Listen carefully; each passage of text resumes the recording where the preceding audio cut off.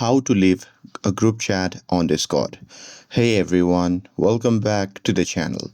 In today's video, I'll show you how to leave a group chat on Discord. So now without further ado, let's get started. So here, first thing first, open the Discord app on your phone and make sure that you're logged in to your account. And now here, once you are inside the app, what you can do is you can simply navigate to the group chat which you want to leave.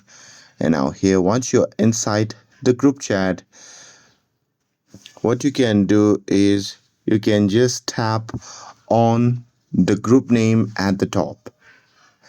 And now here, once you see the interface like this, what you can do is you can simply scroll down to the bottom, and there you'll see the option labeled as group leave or leave server.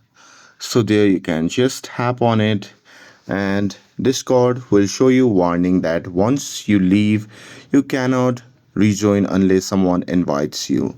So there you can just confirm it by tapping on yes, and once you do that, you'll be able to leave a group chat on Discord.